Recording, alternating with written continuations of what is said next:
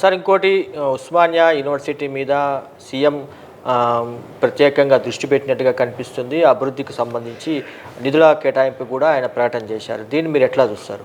అవసరం కూడా ఉస్మానియా యూనివర్సిటీకి ఏమైందంటే చంద్రబాబు నాయుడు గారు ముఖ్యమంత్రి అయినాక 95-96 నుంచి వారు దాన్ని నిర్లక్ష్యం చేసిండ్రు. ఇంకా యూనివర్సిటీ విద్య మీద పైసలు పెట్టుడు అనవసరం, మనం మొత్తం పైసలు ప్రాథమిక విద్యకే పరిమితం చేద్దాం అని నిర్ణయానికి వచ్చి యూనివర్సిటీలను అంతర్గతంగా వనరులను సమీకరించుకోవాలని ఆదేశించారు.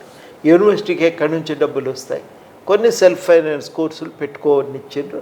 ఆ సెల్ఫ్ ఫైనాన్స్ కోర్సులు పెడితే వచ్చిన డబ్బులతో యూనివర్సిటీ కొన్ని సౌకర్యాలు ఏర్పాటు చేయగలిగింది. బిల్డింగులు, తర్వాత కొంత లైబ్రరీకి ఫండ్ కొంత పెంచుకోగలిగినరు, ఇవి చేయగలిగినరు. కానీ అంతకు మించి యూనివర్సిటీలు నిలదొక్కునే పరిస్థితి లేదు. ఆ యూనివర్సిటీలు ఉన్నటువంటి పాత కోర్సులకు కావలసిన డబ్బులు రాకపోవటం చేత భర్తీలు చేయటానికి ప్రభుత్వం అనుమతించకపోవటం చేత, యూనివర్సిటీల నిధుల కేటాయింపుకు ఒప్పుకోకపోవటం చేత మొత్తానికి ఉన్న నిధుల మేరకు పరిమితమైపోయి వాళ్ళ కార్యక్రమాలను కుదించుకున్నారు.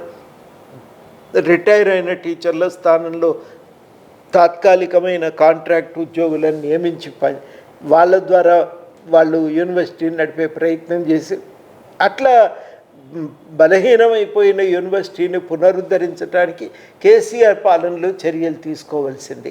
కానీ కేసీఆర్ గారు కూడా ఆ 10 ఏళ్ల కాలంలో యూనివర్సిటీల పునరుద్ధరణకు ఆయన కూడా చర్యలు తీసుకోవాలి. ఇలా క్షీణించింది యూనివర్సిటీ.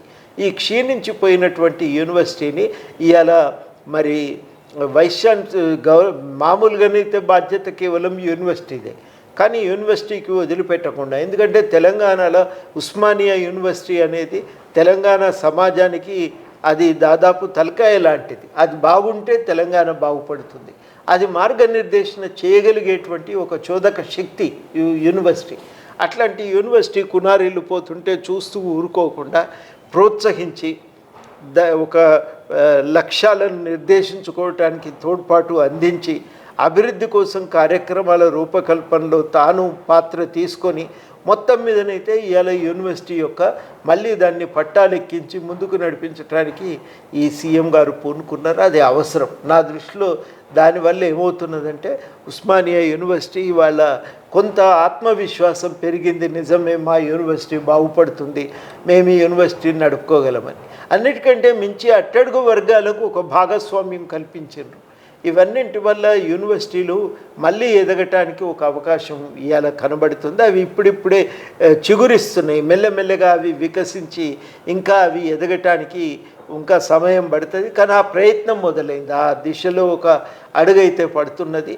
అది సీఎం గారు ప్రత్యక్ష భాగస్వామ్యంతో ఆ మార్పును తీసుకురావటానికి పూనుకోవటం మాలాంటి చాలామందికి సంతోషం కలిగిస్తున్నది. మేము ఎన్నో ప్రయత్నాలు చేస్తే కానీ యూనివర్సిటీ గురించి పట్టించుకున్న వాళ్ళు లేరు.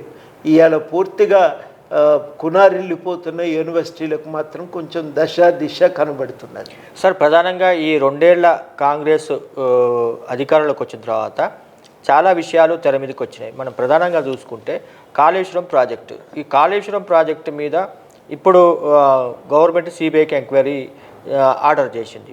దాని మీద విచారణ కొనసాగుతుంది.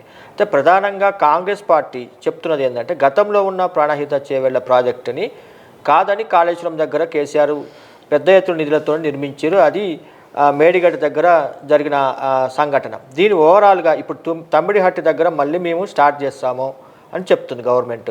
నిజంగా అట్లాంటి సాధ్యం అవుతుందా? కాళేశ్వరం పరిస్థితి ఎట్లా ఉంటుంది? తుమ్మిడిహట్టి దగ్గర కట్టుకోగలిగితేనే నీళ్ళు వస్తాయి. మామూలు ఎవరికైనా అర్థమయ్యే మామూలు విషయం ఏంటంటే, నీళ్ళు కిందికి వరద ప్రవహిస్తూ ఉన్నప్పుడు నీళ్ళు ఉంటాయి. ఆ ప్రవహించే నీళ్ళని పైకి ఎత్తిపోస్తే ఏమవుతుందంటే వరదతో మళ్ళీ కిందికి వదిలిపెట్టవలసి వస్తుంది. అట్లాంటి ఒక అవివేక ప్రణాళిక గత ప్రభుత్వం వేసింది.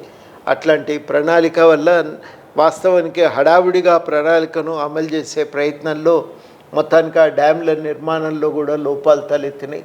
నాణ్యత విషయంలో కానీ డిజైన్ విషయంలో కానీ చాలా తీవ్రమైన లోపాలు ఉన్నాయనేది మనకి ఇలా అర్థమైపోతున్నది. దాంతో డ్యామ్ అవి 2 కుంగిపోయింది. మేడిగడ్డ కుంగిపోయింది, మిగతా చోట్ల కూడా బాగా నీళ్లు లీకేజ్ అయిపోతున్నాయి. ఆ డ్యామ్ కింది నుంచి ఇసుకను తన్నుకుంటూ నీళ్లు అవతలికి వెళుతున్నాయి, ప్రవహిస్తున్నాయి. ఇది ఆ డ్యామ్ కూడా కూలిపోవటానికి కారణమవుతాయని చెప్పి ఇవాళ ఢిల్లీ నుంచి వచ్చిన నిపుణులు చెప్తున్నారు. కాబట్టి ఒక ప్రమాదకరమైన స్థితి ఉంది, ఆ డ్యాంలు పనిచేయలేని పరిస్థితి. మరి ఇప్పుడు నిపుణుల కమిటీ ఇచ్చిన నివేదిక ఆధారంగా ఆ డ్యాంల పునరుద్ధరణకు కూడా ప్రభుత్వం చర్యలు తీసుకుంటున్నారు. డ్యాంల పునరుద్ధరణ ఒకవేళ సాధ్యమైతే, అది పూర్తి అయితే, అప్పుడు ఆ నీళ్ళని ఎట్లా వాడుకోవాలనేది కూడా మళ్ళీ ఆలోచించవలసి